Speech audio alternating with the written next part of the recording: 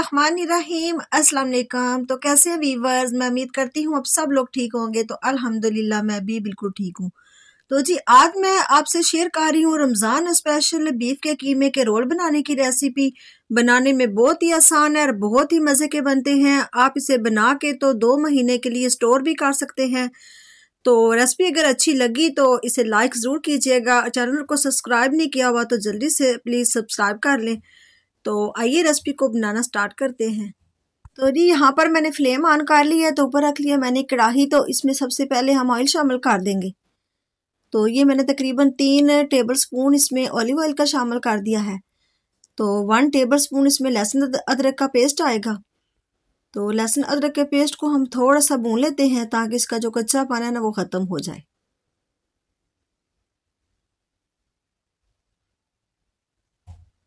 तो यहाँ पर लहसुन अदरक का पेस्ट जो है वो भून चुका है। तो अब इसमें मैं कीमा शामिल कर दूंगी। तो ये आधा किलो 500 ग्राम मेरे पास कीमा है, जिसको मैंने अच्छे तरीके से वॉश कर लिया है। तो अब इसको थोड़ा भून लेंगे कीमे को।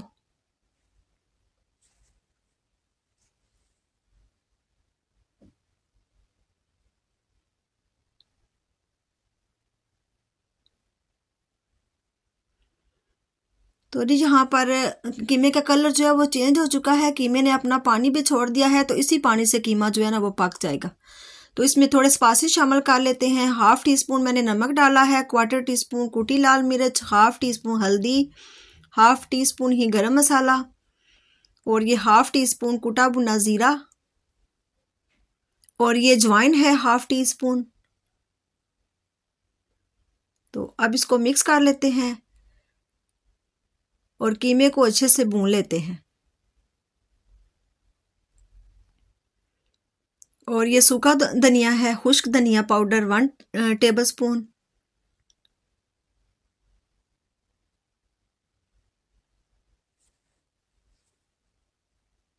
तो अब इसके ऊपर कवर कर देते हैं इसको, ताकि ये अपने ही पानी में कीमा जो है वो अच्छे से पक जाए। तो जी यहाँ पर 3 से 4 मिनट मैंने इसको कवर करके रखा है। तो अब इसमें 1 टेबल स्पून भर के ये मैंने लेमन का जूस डाला है। और ये मेरे पास 2 दरमियाने साइज के आलू थे, जिसको मैंने इस तरह से ना बारीक बारीक काट कर लिया है। ये इस तरह से बारीक बारीक मैंने काट कर लिया है, ये भी शामिल कर देते हैं। तो अब आलू को भी कीमे के साथ अच्छे से भून लेंगे।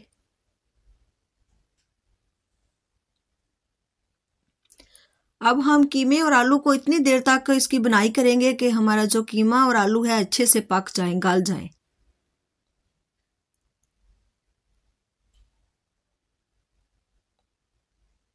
तो यहाँ पर मैंने 2 मिनट इसको कवर कर दिया था। तो अब इसको थोड़ा हिला लेते हैं। और ये 1 कप मेरे पास है ग्रीन ऑनियन, ये भी मैं शामिल कर दूंगी। तो अगर आपके पास ये नहीं है तो आप जो नॉर्मल प्याज है वो बारीक बारीक काट के तो आपने चॉप करके डाल लेना है। इससे टेस्ट बहुत ही अच्छा आएगा स्टफिंग में।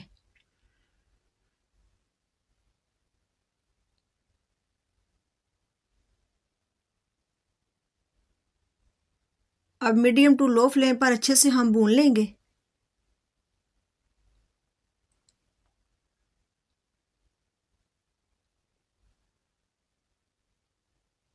और ये मेरे पास हाफ प्याली मटर है।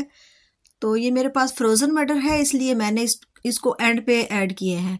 तो अगर आपके पास फ्रेश मटर है तो आपने आलू के साथ ही डाल देने हैं, क्योंकि जो फ्रोज़न मटर होते हैं ना वो टाइम बहुत कम लेते हैं, जल्दी गल जाते हैं।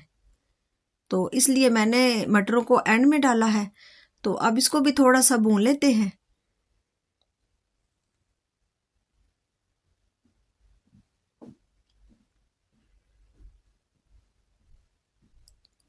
तो यहाँ पर ये सब्ज़ धनिया और सब्ज़ मिर्चें थी, ये भी मैंने शामिल कर दी है। तो नीचे से फ्लेम मैंने बंद कर दी है।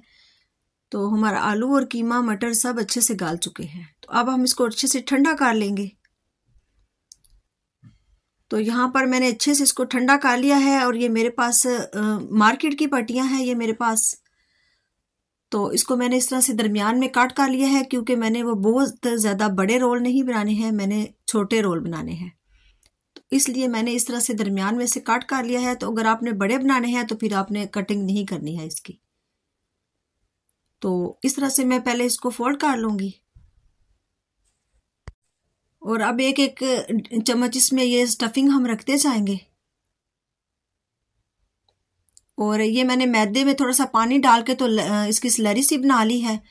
तो ये आपने ना ही बहुत ज़्यादा थिक बनानी है और ना ही बहुत ज़्यादा लिक्विड बनानी है। इस तरह से आपने स्लरी बना लेनी है ताकि ये अच्छे से बंद हो जाए, फ्राई करते वक्त खुले नहीं। तो अब आपने इस तरह से टाइटली इसको पकड़ के इस तरह से तो आपने इसका रोल बना लेना है। तो ये बनाने में बहुत ज़्यादा आसान है और बहुत ही मज़े के बनते हैं। तो ये देखें, ये रोल बन चुका है। तो इसी तरह मैं सारे रोल जो है वो रेडी कर लूँगी। ये इस तरह से आपने सिंपल पकड़ना है और दोनों साइडों से आपने इस तरह से फोल्ड कर देना है और बीच में इस तरह से स्टफिंग रख लेनी है और फिर थोड़े सा स्लरी लगा लेनी है इस तरह से मैदे की।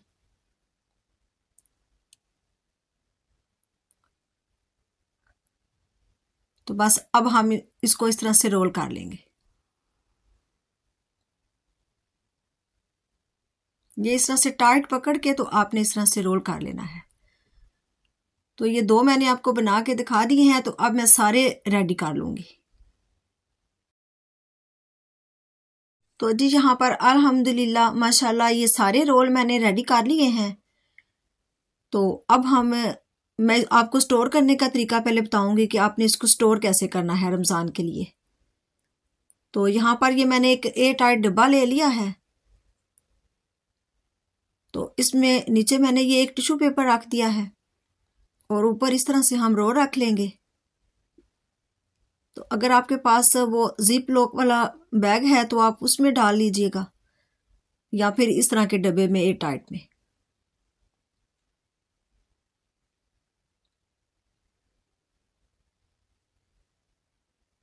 तो इस तरह से बना के आप 2 माह के लिए भी स्टोर कर सकते हैं। ये बिल्कुल भी खराब नहीं होते हैं। तो ये ऊपर मैंने एक और टिश्यू पेपर रख दिया है। तो ऊपर फिर इसी तरह से हम ये रोल सारे रख लेंगे।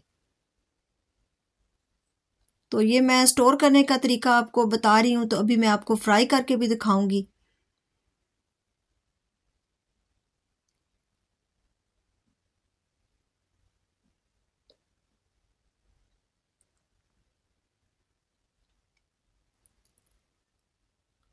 तो ये मैंने एक और टिश्यू पेपर ऊपर रख दिया है और इस तरह फिर ऊपर और रख लेंगे। इस तरह से ये होगा कि जब हमने फ्राई करने होंगे तो हमें आसानी होगी।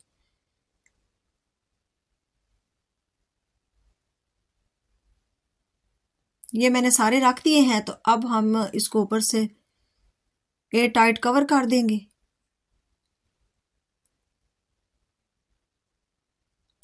तो आपने भी रमज़ान बस आने वाला है, चंद दिन रह गए हैं। तो आपने इस तरह से बना के तो इसको फ्रीज कर लेना है। तो फिर रमज़ान में आप आसानी के साथ बहुत ही इजी तरीके के साथ आप इसको फ्राई कर सकते हैं। तो यहाँ पर मैंने ऑयल रख लिया है पैन में। ऑयल गर्म हो चुका है। तो अब मैं आपको फ्राई करके भी दिखाती हूँ। पहले आपने ऑयल को गर्म कर लेना है, उसके बाद आपने मीडियम कर देना है ताकि ये ऊपर की शीट जो है वो अच्छे से पक जाए। क्योंकि मसाला तो हमारा अच्छे से पका हुआ है तो जो ये शीट है ये भी अच्छी से पके। तो मैंने यहाँ पर मीडियम फ्लेम रखी हुई है। तो अब हम अच्छा सा कलर आने तक हम इसको फ्राई कर लेते हैं। इस तरह से इसकी साइड जो है वो चेंज कर लेंगे ताकि दोनों साइडों पे एक जैसा कलर आए। तो जी ये देखें माशाल्लाह अल्हम्दुलिल्लाह ये कितने मज़े के लग रहे हैं। बहुत ही प्यारा कलर आया इस पे। तो ये अच्छे से पक चुके हैं। अब हम इसको निकाल लेंगे।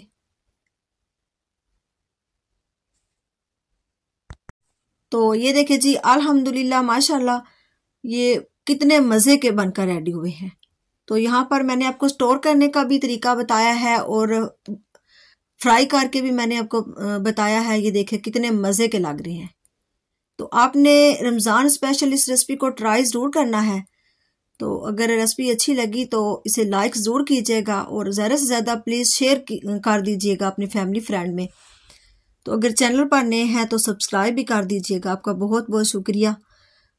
तो अल्लाह ताला बरकत दे हम सब के खानों में, रिस्क में। तो कल फिर मिलेंगे इंशाल्लाह ताला एक और मज़ेदार सी नई रेसिपी के साथ। तो तब तक के लिए अल्लाह हाफिज़।